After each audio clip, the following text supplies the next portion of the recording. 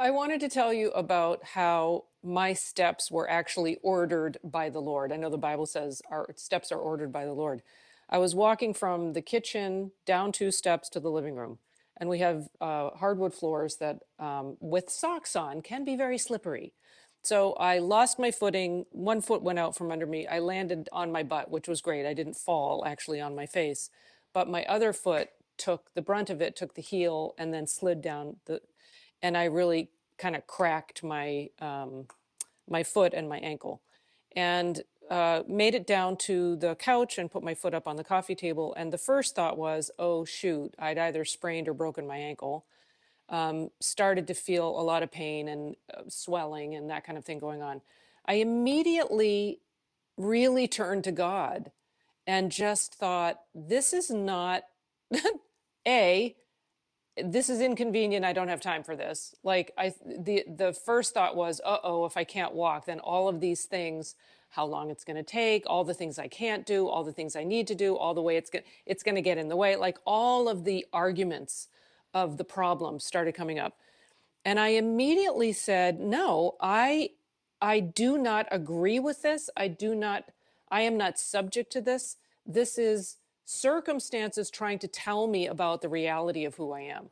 And if my steps are ordered by the Lord, and the Bible says that thou hast enlarged my steps under me, it's like God gives us what we need and has enlarged the thought of me to include all that is good and true about me that doesn't include any of this picture, this lie, this accident.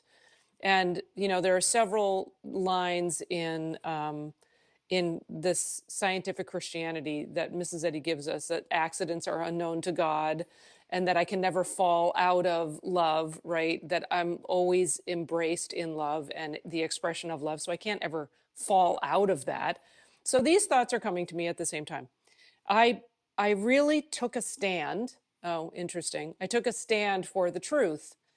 And we were watching something on TV, movie or something, and there was about a half an hour probably where I felt a lot of pain in my foot. And as I prayed through it and just reasoned through mentally the truth of my being, I felt the pain stop. I had felt it getting swollen. I felt the swelling go down.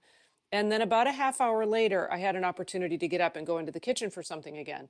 And I had a choice to make when I was about to get up. I thought, all right, am I going to get up and sort of test it and expect that there be some pain and sort of check to see if I've had my healing? Or am I going to decide before I get up that the healing is complete? The thought had shifted. My thought had shifted away from, uh-oh, accident, problem, sort of time period, trajectory of problem and healing, to claiming who I was, knowing my identity in God, knowing that my steps are ordered by God and that I can't ever fall out of grace, and standing on the truth of that. So I stood up and walked into the kitchen, absolutely no pain, absolutely no suffering. I didn't even tell my husband that this has happened. He knew I'd fallen, but he didn't know I was dealing with this. So the next day, we have an opportunity to go for this hike. And I'm telling him about this in the car, about this wonderful healing that I'd have. And we get to the beginning of the hike, and all of a sudden, my ankle starts really hurting. My foot starts really hurting, and I take a few steps, and it's like, I can't do this.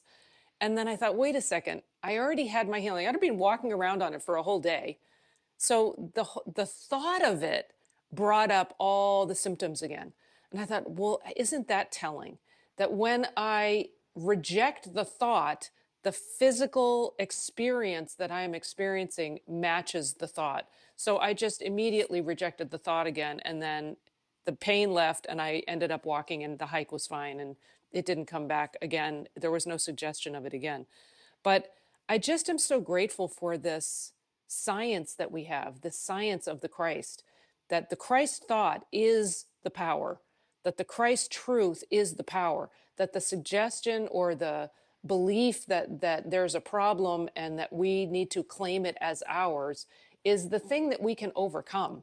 And that God gives us the grace and the power and the understanding and the presence of mind to say no to the suffering and say yes to the truth of God that gives us the freedom, that our steps are ordered by the Lord. So This was a really cool experience, and it was a very quick healing, and I'm really grateful for it. And I just want to offer you that same truth in whatever place in your life that you feel like you've fallen, or that you've hurt yourself, or that there's some pain or restriction of movement or grace, that that is the lie, and that the truth is you are free and you get to claim this. So lots of love, and I will see you next time.